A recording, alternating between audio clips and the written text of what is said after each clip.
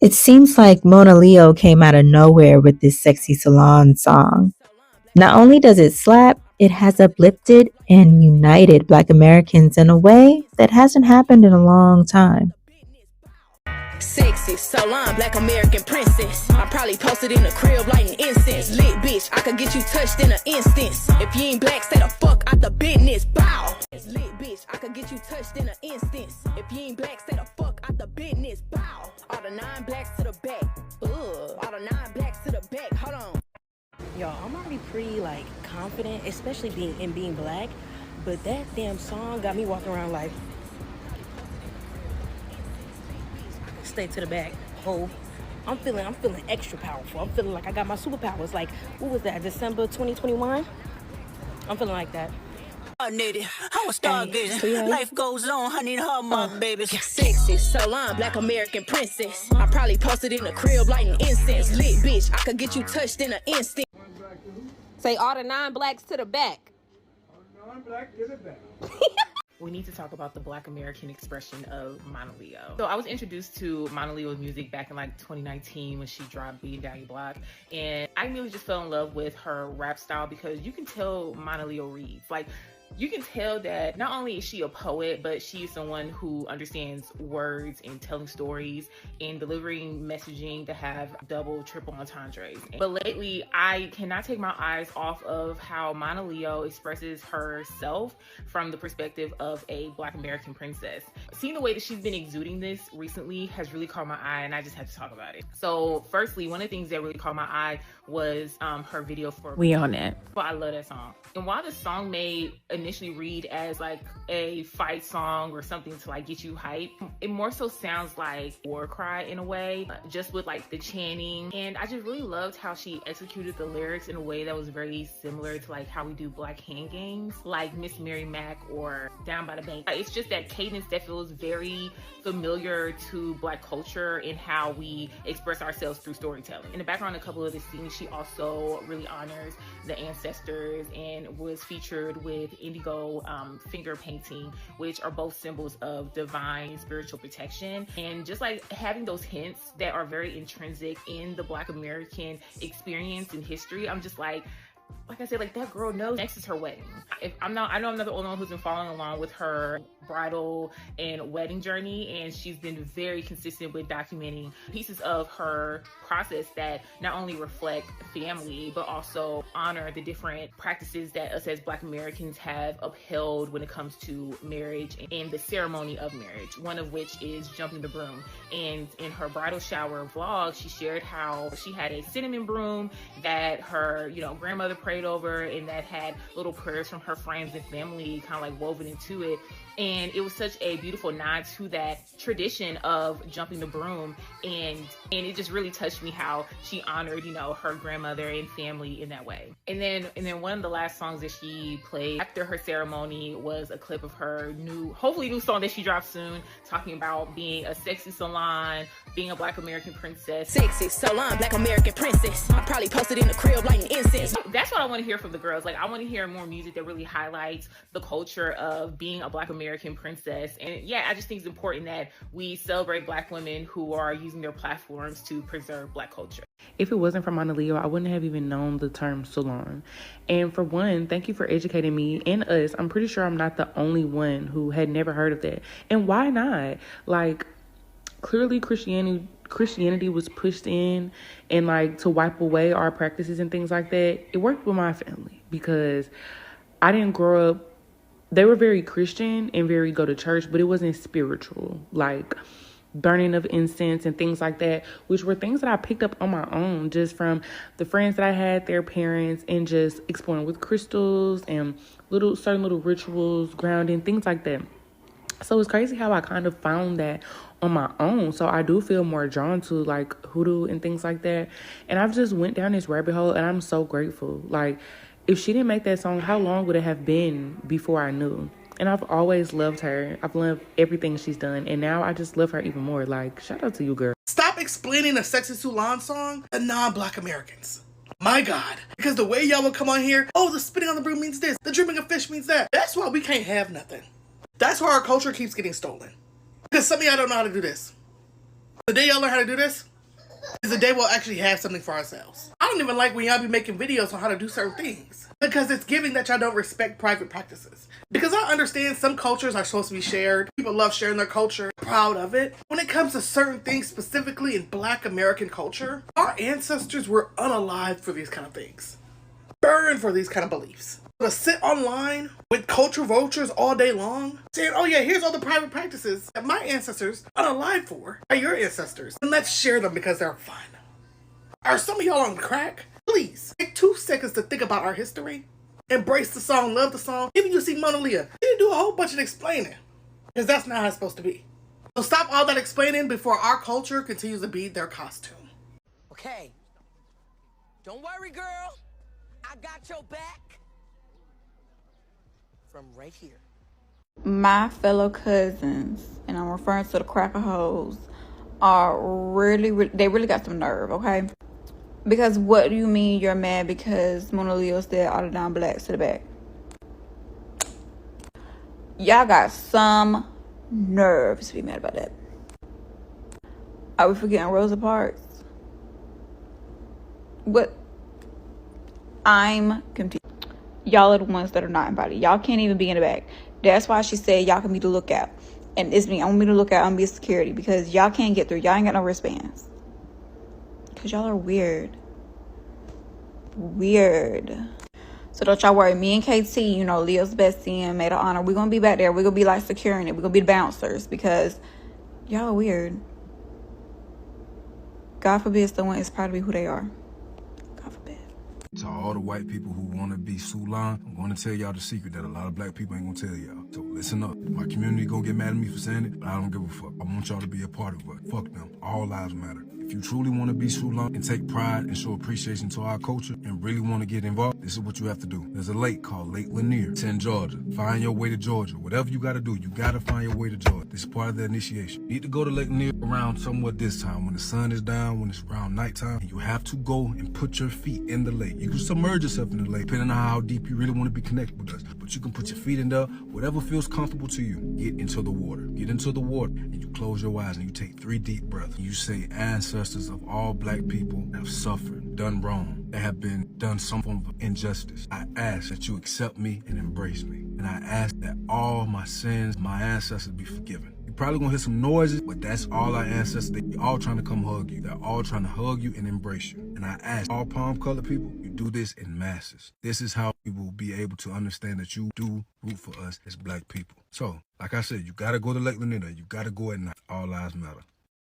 That music video was black as fuck, and I loved every second of it. I loved every second of it. When I say black as fuck, the hoodoo references, the scenery, the black American aesthetic, everything about that music video, black, blacky, black. The display of togetherness in black communities, in black family units, like the positive representation. I loved every second of that fucking video. And then the flag scene. Front and center, you have the Black American Heritage flag, as it should be, considering the song is called Sexy Soulaan, okay? This is for the Black Americans. But in the background is a homage, a homage, a paying of homage to the other black nations, a subtle, to me, is how I interpret it, a subtle, you understand, visual, positive representation of rooting for everybody black. I'm rooting for everybody black. This is my kind of black. I'm this kind of black, but I'm rooting for everybody black. Now imagine my surprise that the same scene that I'm seeing as positive representation, others are using it to cause discourse. Are we seeing the same thing? First things first, the song is called Sexy Soulaan, okay? So long. The song is for Black Americans. I don't understand why I'm seeing some creators, and I'm not talking about the ones that are playfully, joking around, but I'm seeing some creators like, well, I'm not a Black American princess, but I'm a Black Caribbean princess, or I'm a Black African princess. You are. But this is not for you right now. This moment is not for you. Do you know how many songs that are catered or have lines catered for Caribbean women, for African women from Africa? Okay? Like literally off the top of my head, I'm thinking about that line with Nicki, Caribbean girls run it, ask Riri. African girls have a whole song, African Queen. You are my African Queen. We have so many songs dedicated to being Caribbean Black or being African Black or being Afro-Latina Black. This song is for the Black Americans. So why use the soundbite and then be like, well, I'm not Black American, but I'm Black. What was the point? Like, why are you squeezing yourself into a mold that's not for you? It's not for you. You have several other places that it's catered for you and your exact description. So why try to fit into something else that's catered for somebody else? Why? We can all have our own thing. You understand? That doesn't make anybody better than nobody. It's just, this is for the Black Americans. This is for the Black American baddies, and let them have that. If you want proof, here you go. I'm not Black, I'm Jamaican. Like, scratch that. I'm not Black, I'm Canadian. What kind of Canadian are you? I'm Jamaican. Is my skin close to Black? Sure. For the sake of the people that live in the United States, I'm Black. I think the reason why a lot of Africans say that they're not Black is because being Black is a social construct. I don't care if I'm the first person to say this, but us Somalis are not Black. I don't think Africans should be calling themselves Black. We have the most genetic diversity in the African continent, and we're reducing it to a skin color. That's a mockery of us as an African peoples. What we say that we are Dominican, but not Black. As I understand, for the time that I've been living here in the United States, you guys are divided in two races. I don't like this. Like, why are you telling me I have to do this because I'm Black when it's been already pointed out that I'm Haitian? Why do I now have to submit to this idea of being Black? I'm not Black, I'm African. Well, what's the difference? You hide? No. It's a big difference. You know what I'm saying? I came in a plane, they came in chains. Yeah, I'm passenger in their cargo. Let me say that again. I am not Black, okay? You know, all the beautiful Black girls are doing TikToks to Monaleo's new song, and under one of them, another Black person was like, why would I call myself when I've been calling myself African American my whole life? Then you can stay the fuck out the business too. Problem solved, period. Fuck, everybody having a good time. I remember when Black American people used to say all the time how they have an issue with the fact that other races of people think that they can wear them as outfits, right? The Asian community with the streetwear and many communities within like Korea and stuff like that, and with the K-pop, believing that Caucasian people coming into hip-hop and rapping and stuff like that, and then stepping out and putting on their business suits or using the grift of that. I remember that used to be a conversation specifically about people from outside races, but apparently from the performance that I am seeing behind Sexy Soulaan, the song by Monaleo, that is something that is done within the diaspora too, and it's actually quite disappointing. Listen, I'm a person that thoroughly believes that if you are a part of the diaspora, you should be able to participate, enjoy, support all other cultures of other African nations, because we share an ancestral grandmother. We also share an oppression from the same European colonizers. Nonetheless, there has to be a level of respect on all sides. A lot of people walk around with the preconceived notions that Black American people are consistently fighting with their own identity. They're lost, they don't know who they are because it's always shifting, when in fact we don't want to have the discussion that a lot of times the Black American people's identity is constantly shifting on how they identify themselves, because we have thought that Black American culture has been an open forum for all Blackness, and that distinction is all of a sudden inherently meaning separation, and that is not the case. When Black American people are making a distinction of their ethnic identity and their culture, that does not inherently mean that they are separating themselves from the diaspora, but what it does mean is that you have to acknowledge and respect that they are their own group of people, and you also have to understand that you cannot Lindy Hop your way into somebody else's ethnic group and culture in the same mannerisms that they cannot all of a sudden become Yardmen, Caribbean girls, Zoes, and anything of the like. And I think there's a level of offense that happens when African American, Black American, soulaan people begin to be very distinct about their identity and draw a line in the sand, because a lot of people, I fear that y'all don't want to admit this, you yourself are dealing with an internal battle with your own identity, with your ethnic cultures. Now, I could be absolutely wrong, but I have had a lot of great relationships, and still do to this day, with Caribbean American women, men, as well as had conversations with my husband itself. And there has been this there's just been this like quiet but out loud conversation of how a lot of Caribbean American people feel not truly Caribbean. And when I say that you don't feel truly Caribbean, it's not that you don't know exactly who you are or where you come from. It's so that you feel like you don't share the same experiences as your parents or your grandparents. Thus, when you also go into the Caribbean homes, your Caribbean homelands, they don't treat you as true Caribbeans. They call you like Yankees or something like that because you weren't born out there, you're not raised out there. But when you come back into America, where you were born, where you grew up in adjacency to Black American people and Black American culture, because that is the fundamental culture of Blackness in America, because that is where America is where Black American people are inherently from, you felt welcome. You felt comfortable. You felt as if you know it, because the community, the culture and the community of Black American people relies strictly in Blackness. And I understand that. I understand how you feel torn. I understand how bothersome that can be, right? To feel like you are intertwined or you are somewhere floating on a rafter in between and you just want to be somewhere in totality, but you cannot force enter your way into anywhere technically, while also simultaneously getting on these apps every 3 to 5, 7 business days and having conversations about the lack of culture or the degenerate culture that you believe Black American people to have or not have. Do you see how that is inappropriate? Black American people were Black. Then, of course, because of Jesse Jackson, they became African American because that became a popular thing. But then African people from the continent began to sit there and say that you could not possibly be African American because you were not from Africa, you weren't truly African. Well, that resorted Black American people to calling themselves Black again. Well, then that became, well, Black is racially, I'm Black as well, so I'm Black American because I'm a first generation or a second generation person.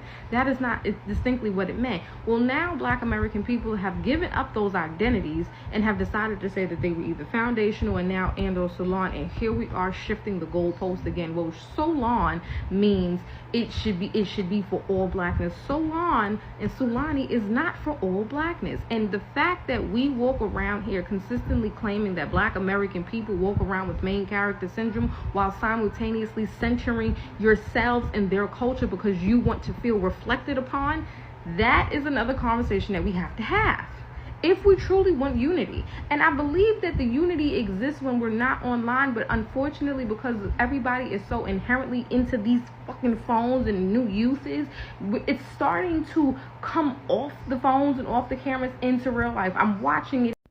I'm just mad that I got a whole degree in ethnic studies and media studies, and I never knew about Soulani. I never knew about Soulani. At first, I thought it was just like something to name her song or whatever. And then I started seeing the flags. I saw the flag and I was like, hold on. When did this flag come out? Because I have never seen this flag before. Or at least I don't recognize it. And like I said, I got a whole ass degree in this shit and I've never seen that. And I've had amazing professors who taught me a lot, opened my eyes up to a lot of stuff. And I even went back to my old textbooks that I still have, and I didn't see any of the flag, any mention of it at all. And so I did a little bit of research, and of course I found out, little digging, little Googling, and like, okay, the flag was created in 1967 during the Civil Rights era movement, and so it was created by these two men. I'm slipping on the names, like George and something else. These two men created this flag to have a flag for Black Americans to carry. And of course, if you don't know, African American, that term to describe Black Americans, did not come into play until like the 80s, early 90s, by Jesse Jackson. So this flag was created even before that. And so it made me wonder, like, why this didn't take off the way that the Pan-African flag took off, because I remember that flag distinctly being everywhere. The Pan-Africanism was very strong in, Black American communities for a very, very long time after the Civil Rights era. And so having a separate ethnic identity wasn't really a thing until they tried to make it a thing. basically black people in America during this time really wanted all black people of the African diaspora to come together and work together and to unify Africa just as much as we wanted to unify the people who were a part of the diaspora. So having a separate identity just wouldn't work with that type of sentiment. And also it's the reason why a lot of black folks kind of like are confused, especially those of us from older generations who lived during this extreme pan-Africanism that existed. We had to battle the opposite of that, which would be the black church. The black church was a huge opposition to this movement, basically. And so that's why it really didn't go anywhere, really. And the African American took off more so because it was more of a safer, type of title that we could take on. It wasn't as militant as the Black Panthers or being black and proud type of energy. And so I really do feel like this was the main reason, the heavy pan-Africanism that existed in, black American spaces during this time was the reason why having a separate ethnic identity just was not popping off.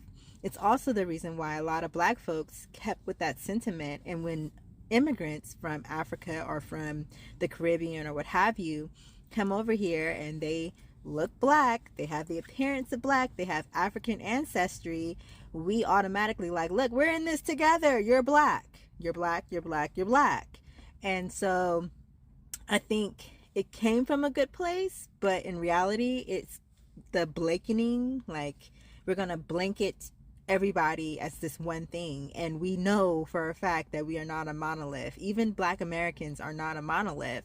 So we really shouldn't do that. So it's a learning thing for black Americans to learn, like, look, we can all unite, but we need to unite while respecting our differences. Like, it's okay to be different. It's totally okay. Let's respect each other's differences and unite under that respect. So I was wondering, I'm like, well, okay, so the flag was in existence during the civil rights. It was something for us to unify all of us during this time when we were fighting for our rights. So, okay, cool. So when did this name come into play? Like, I'm telling y'all, it was a whole little going down the rabbit hole. So this is when I find out, okay, it was created basically on TikTok. And around 2020 is when it started to, gain momentum online.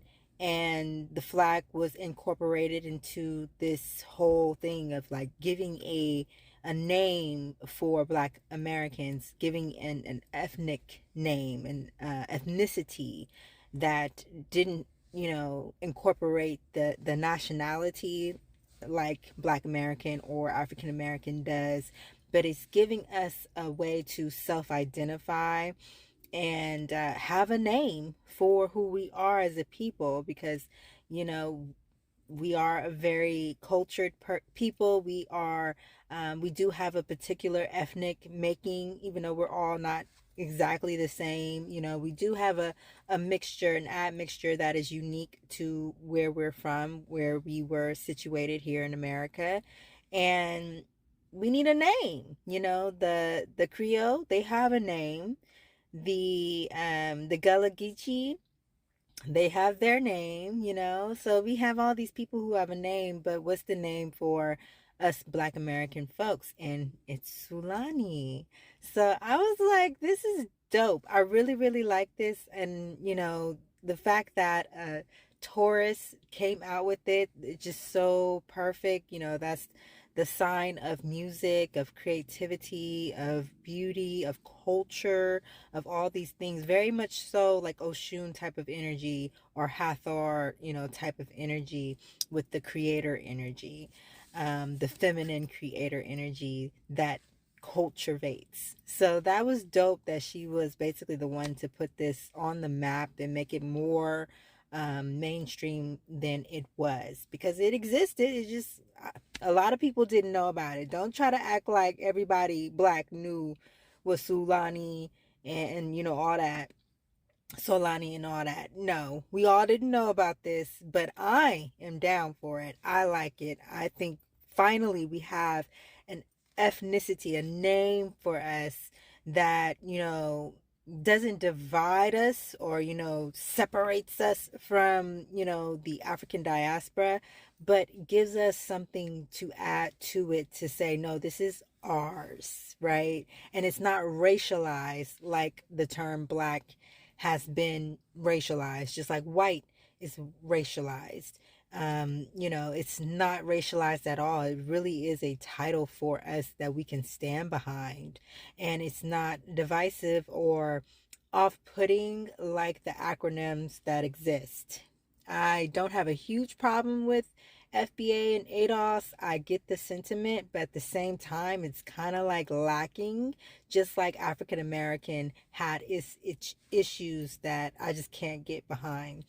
Number one being Black Americans are not just African. The vast majority of us, in fact, damn near all of us, have an admixture of European within our heritage, as well as some of us having indigenous native, admixtures within that. So we're all not the same. We all don't have the same thing going on. In fact, the Gullah Geechee are the group that actually are more closely aligned and have less admixture than all the rest of us. So, if you want to be like, oh, they're really the African Americans, the Gullah Geechee would be that, but that's not their ethnic name. Their ethnic name is the Geechee. So call them by their rightful names.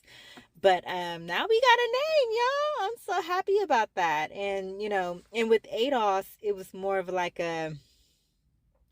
I just can't get with the descendant of enslaved, because that's not all of who we were either. Like, there were free Black people during that time, during the time of slavery here in America.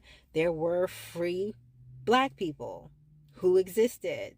We never would have got 12 years a slave if there were not free Black people who existed during that time. So when we say that, it's kind of like it's casting something over us that's not fully who we are.